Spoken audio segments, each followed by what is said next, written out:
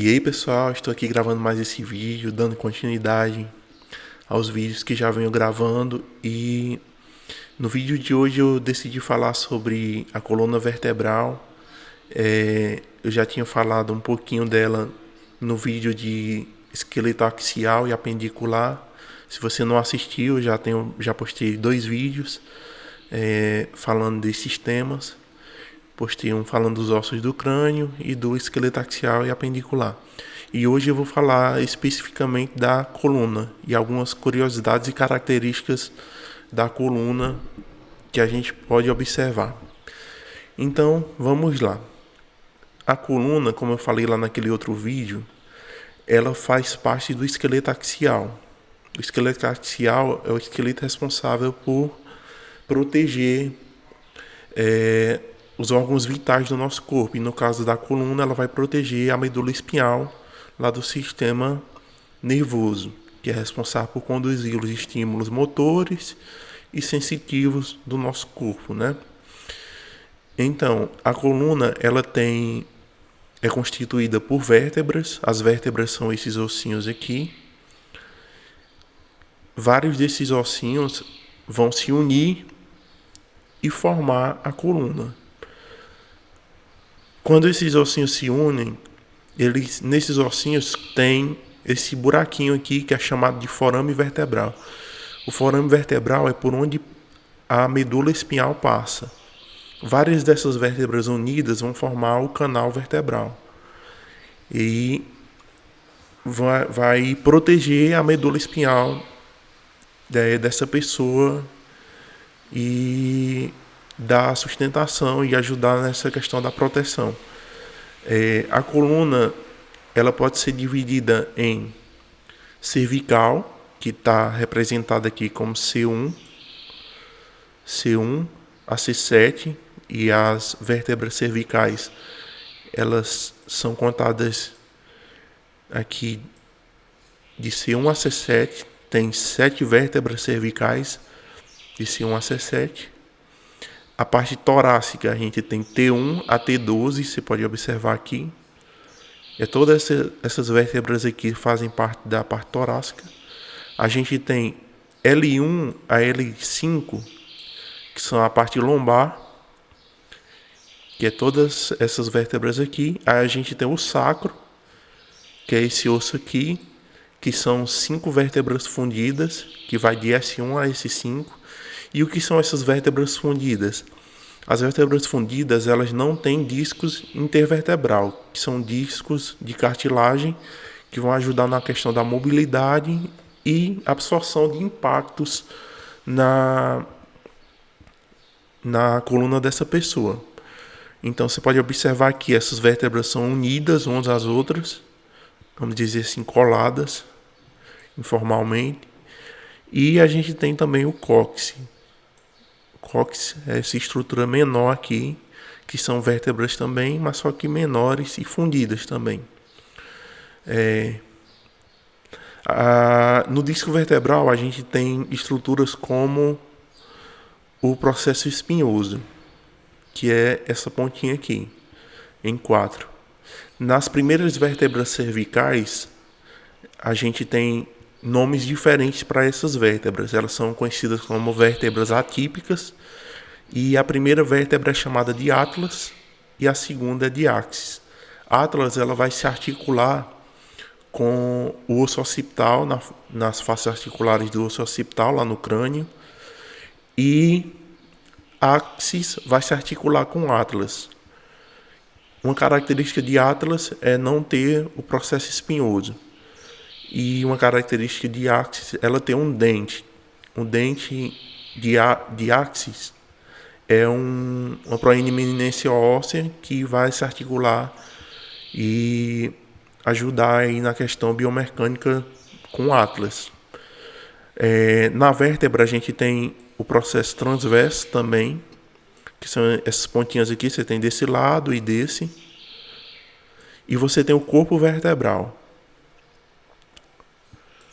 que é essa estrutura aqui maior. O corpo vertebral é onde fica o disco intervertebral, que é de cartilagem.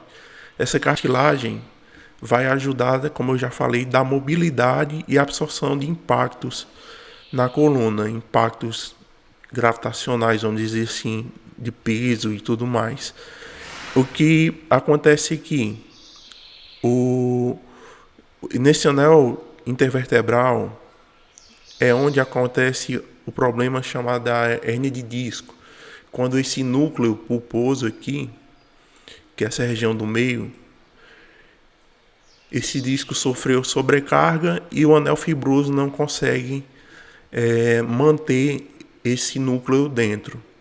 Então esse núcleo ele extravasa e passa a pinçar, vamos dizer assim, fazer uma compressão em algum nervo que está saindo da coluna e causando dor, parestesia e fraqueza muscular nessa pessoa. Outra característica interessante da coluna é que a gente, se observar em uma visão posterior ou anterior, ela é para ser reta. Ela não tem curvaturas, como você está observando aqui. Se a coluna apresentar curvaturas, né, nessa visão que a gente está fazendo, ela apresenta uma alteração. Então ela tem uma característica chamada de escoliose. É um problema estrutural da coluna que você precisa tratar de diversas formas para conseguir voltar essa coluna ao normal. Mas a coluna apresenta curvaturas quando você observa ela em uma visão lateral. Mas essas curvaturas que a coluna está mostrando aqui, elas são fisiológicas, entende? Então, diferente da visão, você olha ela por trás ou anteriormente, quando você olha lateralmente, ela é para ter uma curvatura. Se a coluna observada lateralmente ela não tiver curvatura, ela apresenta uma retificação dessa coluna. E essas curvaturas recebem nomes. Então vamos lá os nomes das curvaturas. Aqui, na região cervical, a gente tem uma lordose cervical, curvatura cervical. A parte côncava, a parte côncava é a parte de dentro. Se você quiser usar uma forma mais fácil de associar e assimilar isso, você imagina a colher. A parte côncava é a parte de dentro da colher. Na questão da lordose cervical, a parte côncava é voltada para trás e a parte convexa é voltada para frente. Na parte torácica aqui, a parte côncava é voltada para frente, que é chamado de cifose torácica, tá? A parte côncava é voltada para frente. Aí a gente vem na parte lombar, a gente vai ter outra lordose lombar,